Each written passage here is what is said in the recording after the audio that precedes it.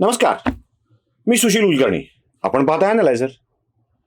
शिवसेना या पक्षाचे प्रवक्ते राहिलेले आणि आता शिवबाठा या पक्षाचे प्रवक्ते असलेले खासदार संजय राऊत यांना मध्यंतरी ईडीने अटक केली होती. 100 दिवस राऊत जेलमध्ये होते आणि या 100 दिवसामध्ये कार्यकारी संपादक पदाची धुरा अन्य कोणावर तरी देण्यात आलेली होती.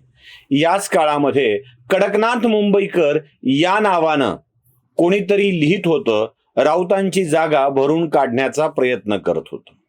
खरं तर कडकनाथ मुंबईकर हे नाव आता बंद झालंय. त्याच्याऐवजी राऊतांनीच नाव बदललंय की काय असा प्रश्न पडतोय. आता राऊतांचं नवं नाव आहे भडकनाथ मुलुंडकर. भडकनाथ होय, भडकनाथच. मुलुंडमध्ये राहणारा फ्रेंड्स सोसायटीमधील हे भडकनाथ आपल्या भडकाऊ मजेशीर भाषेने लोकांचं मनोरंजन करतायत. आता राऊतांच्या शब्दात तो अंगार उरलेला नाही, त्यामुळं बुझी हुई चिंगारी अब खाक आग लगाएगी.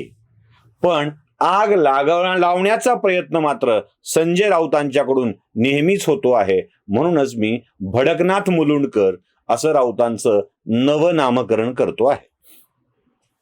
या राऊतांना आग लावायची कशी हे परफेक्ट कळतं. बरं, राऊतांचं आग लावणं म्हणजे कसं आहे माहित आहे? गवताच्या गंजीवर बसलेत, कापसाच्या बोद्यावर बसलेत आणि खाली गंजीला आणि कापसालाच आग लावतायत.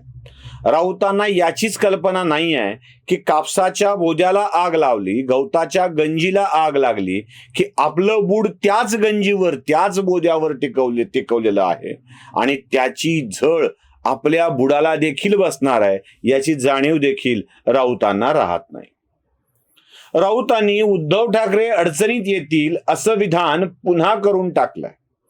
खरं तर असं फेकून द्यायची, बोलायची इतकी सवय राऊतांना आहे की त्याच विधानामुळे राऊत सातत्यानं अडचणीत येतात आणि उद्धव ठाकरेंना आणतात. आता मी ते विधानच तुम्हाला ऐकवतो आहे. नारायण राणेंना शिव्या घातल्या वगैरे वगैरे, ते दावोस दौऱ्यावर काय बोलले याविषयी बोलून झालंय, त्यामुळे पुन्हा पुन्हा त्यात काही बोलावं असं उरलेलं नाहीये. पण राऊत नेमके काय म्हणालेत ते तुम्ही ऐका आणि ते तुम्हाला कळावं म्हणून तेच वाक्य 1-2 वेळेला परत रिपीट करून ऐकवतोय. बघा, या कायद्यानुसार तातडीने निर्णय घेणं गरजेचं होतं. त्यानुसार निर्णय घ्यावे लागतात आणि मी खात्रीनं सांगतो, अत्यंत पारदर्शक व्यवहार होते. डॉक्टर आणि नर्सेस पळून जात होते. डॉक्टर आणि नर्सेस पळून जात होते. डॉक्टर आणि नर्सेस पळून जात होते या कामापासून. तेव्हा त्यांना या कामाला जुंपून त्याच्याकडनं काम करून घेणं हे तेव्हा कठीण काम होतं.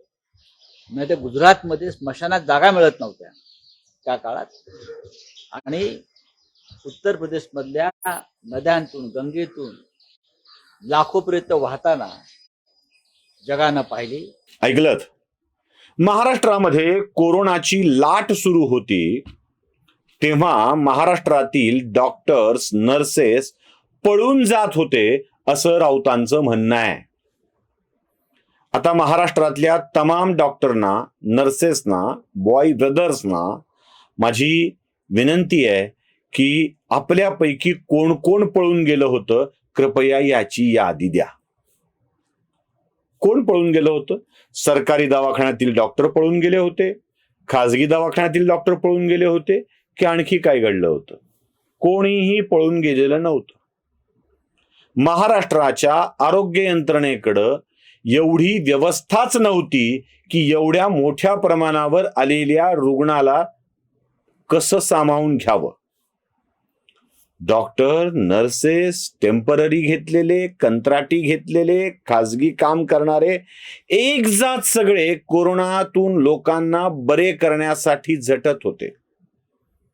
राऊत साहेब, तुम्हाला आठवत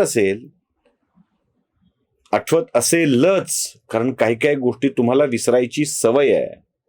जेव्हा कोरोना भारतात आला तेव्हा त्याच्यावर नेमका उपचार काय हे जगाला ठाऊक नव्हतं.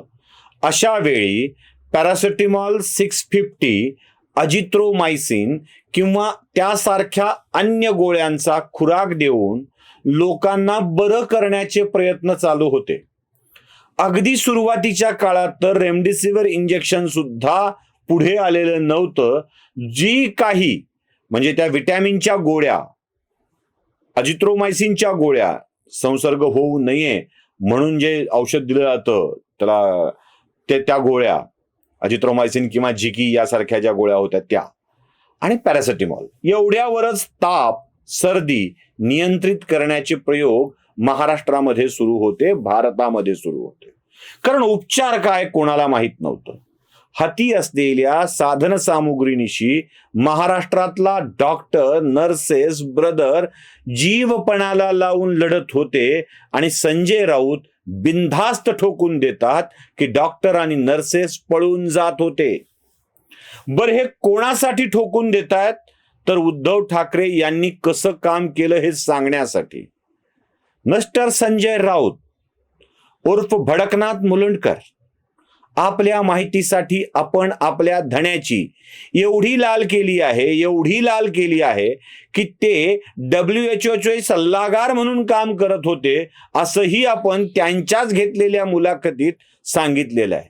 आपण सांगितलं गांभीर्याने, पण लोकांनी ते विनोद म्हणून स्वीकारलं.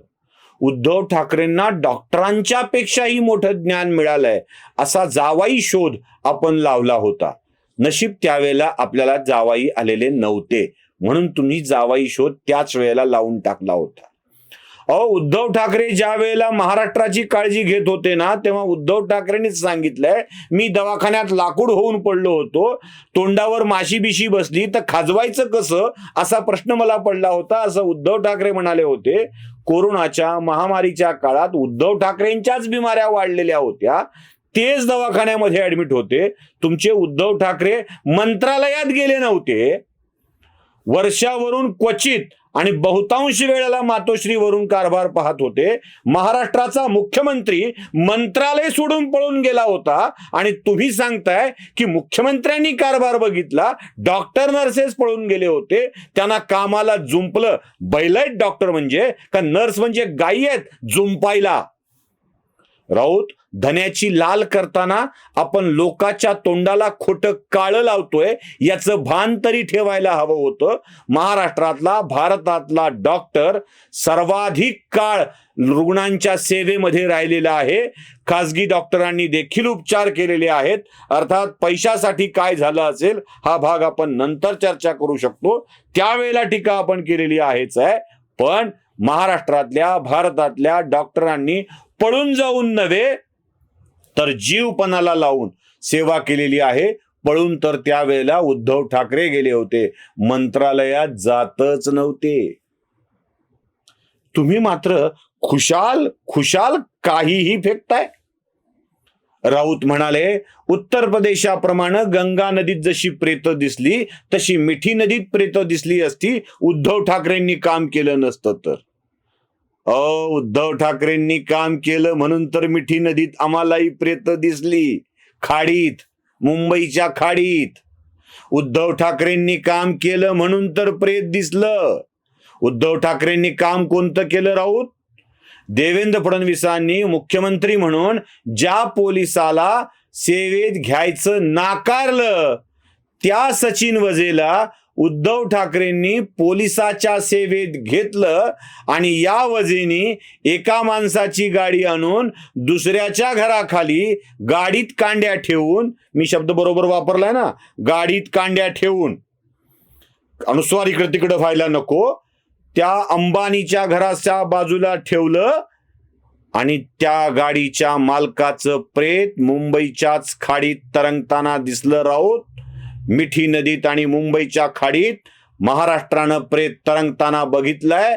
उद्धव ठाकरेंच्याच कर्तृत्वामुळे तरंगताना बघितलेलं आहे आणि तुम्ही दावा करताय प्रेत तरंगताना दिसली असती.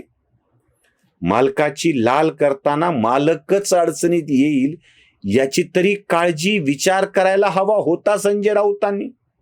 पण नाही, या भडकनाथ मुलुंडकरांना आपण बोलत असताना वाटेल ते बोलायची सवय लागली आहे आणि याच बोलण्यातून हे भडकनाथ महाराष्ट्र भडकविण्याचा प्रयत्न करत आहेत.